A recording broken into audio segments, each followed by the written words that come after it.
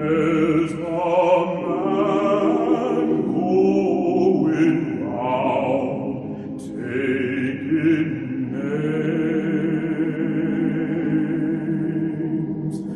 There's a man going round taking names.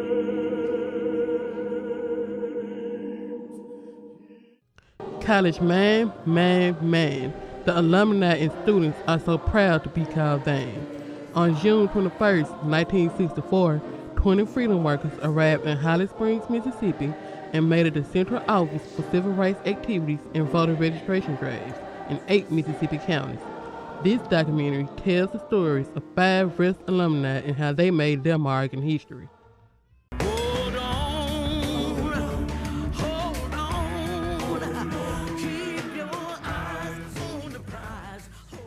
Freedom Summer, for some, is described as a very exciting time as volunteers prepared the Freedom Summer Library. But at the end of Freedom Summer, the protests and demonstrations started, and demonstrators were taught the do's and don'ts of protesting. During the Freedom Summer at Rust College, it was a very exciting time. Rust College, in this Freedom Summer '64, Rust College was primarily set up to be the library center for the Mississippi Freedom Summer Project. And all of the publishers and the people who donated books sent those books to Rust College campus. And we were the people who sorted those books, cataloged them, put them on trucks, and sent them out to all the freedom schools that were being established around the state. That was one of our primary functions. Well, I came to Rust College in September of 1964. The Freedom Summer, as we think about it, was ending at that particular time.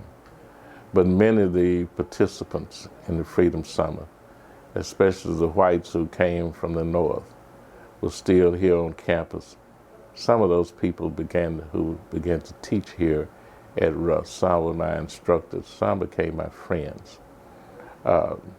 Freedom Summer, after the Freedom Summer, it led to a lot of movements within Holly Springs.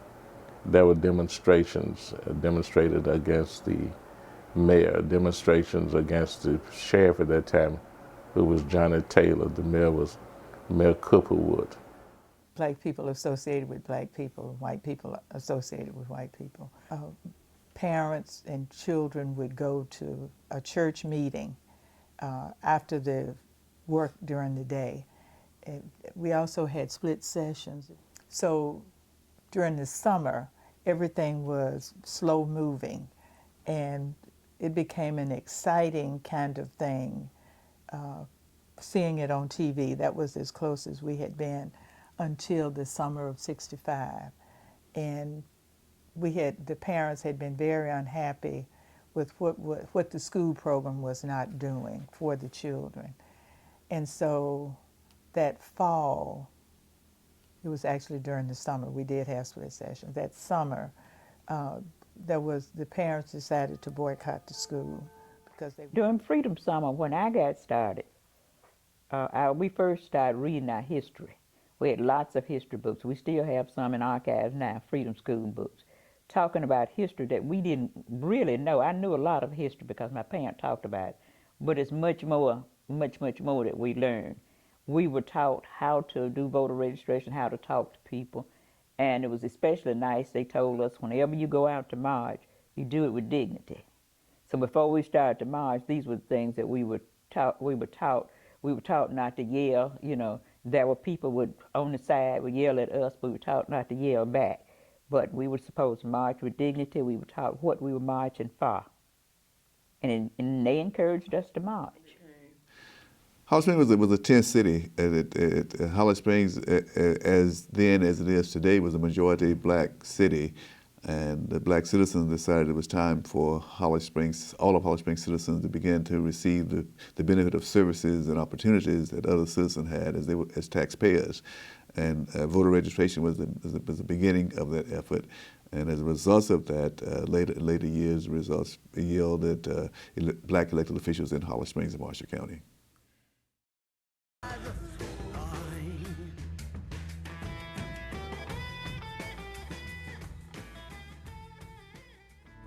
The FBI announced Tuesday night the finding of 3 bodies in graves at the site of a dam near Philadelphia, Mississippi, where 3 civil rights workers disappeared 6 weeks ago.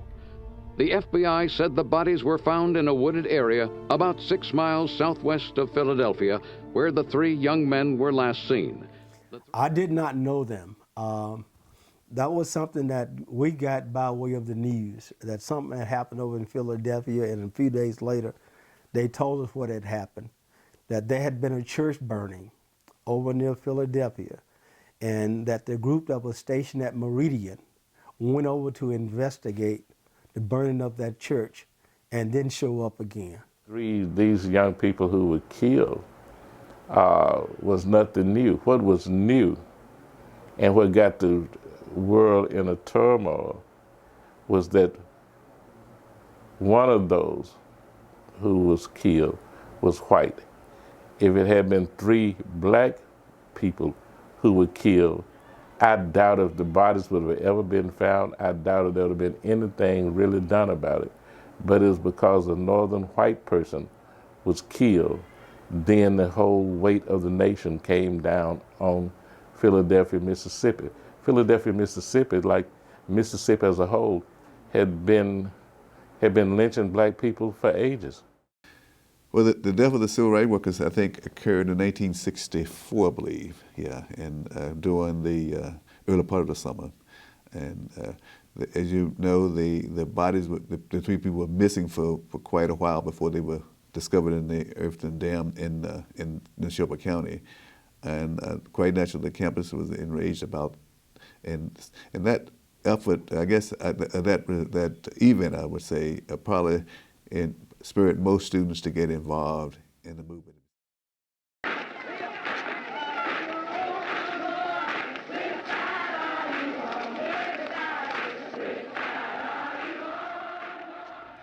On June 5th, 1966, James Meredith launched the March Against Fear that started in Memphis, Tennessee and ended in Jackson, Mississippi to protest racism.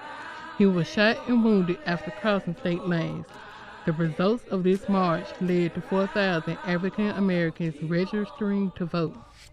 James Meredith was basically a lone wolf. What he decided to do with that March Against Fear, he decided he was going to walk from the Tennessee line all the way to Jackson. Now, all of the leaders of SCLC and SNCC and NAACP and Dr. King all told him, look, that's not a good idea. But James Meredith decided to do it, and he made about 2 steps across the state line, and he got shot. I participated in marches here, and the march in Jackson, it got to Jackson. Students here, I was at Rust at that time, students here drove to Jackson and to Tougaloo. So the march, we started at Tougaloo and ended up at the Capitol in Jackson. The March Against Fear was the march that James Meredith started in Memphis, Tennessee, and as you know, was shot somewhere in Tate County. Several of us joined with Dr. Miller, our president at that time, to go to join the people who picked up the march while James Meredith was in the hospital, and marched a couple of days during the time to keep the march going, and he finally returned from the hospital and completed the march in Jackson. We'll be right back after the break. Why would you bully me? Why would you bully me? Why would you bully me? Because it makes you feel cool? Because I'm different? Do I touch a nerve? Does making me feel bad make you feel good? Why? Why? Why? Bullying hurts. Bullying abuses. Bullying kills. Why would you bully me?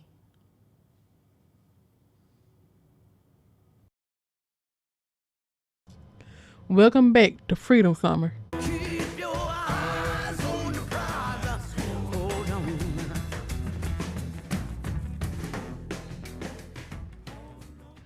Law enforcement during the Jim Crow era is described as mostly white, and that their job was mainly to maintain the order of segregation and would turn a deaf ear to reports of blacks being harassed by whites. Law enforcement in the Jim Crow era, number one, law enforcement was white. law enforcement, basically their job was to maintain order, and the order was segregation. The order of the day was to maintain a system where blacks were subjugated, where blacks had no rights. We didn't have the right to vote, and there were certain places that we couldn't shop. One of the things that I remember, one of the situations I remember is the BJ restaurant that's uptown now that many people go to and a lot of blacks patronize. But it was at that time that BJ restaurant didn't allow blacks in that restaurant. Oh, they had no receptive to our needs. They were not receptive to our needs at all. They turned a deaf ear. We were walking, and there were some that would spit from the side, and if a police saw it, they pretended they didn't see it. So there was no need of saying anything because nothing would happen. Well, there were no black police officers at that particular time. So, and then there was a limited staff members for the sheriff department, but the sheriff at that time had what they called a citizen posse. And every time there was a march, you would see maybe 50 whites in khaki uniforms that would come out to help patrol and really to intimidate people. So as days moved and years moved on, that the Holly Springs Department finally hired black police officers as well as the county police department. So it was kind of hostile.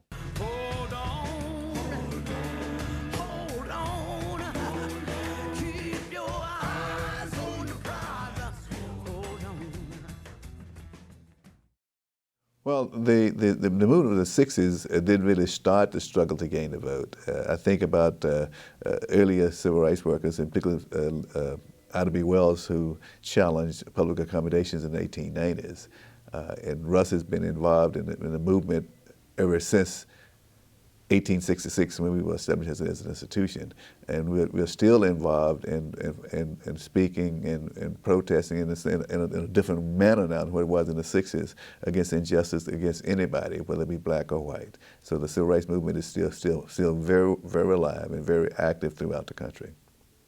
And we hope that our Russ students who study with us now will study and learn more about the movement and where they see injustice, whether it be Holly Springs or New York City from when they leave here, that they will try to address it, to change it.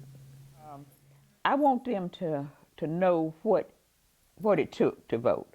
At one time, people were voting, and they really were not, I mean, they were going to vote, but they had to take a test.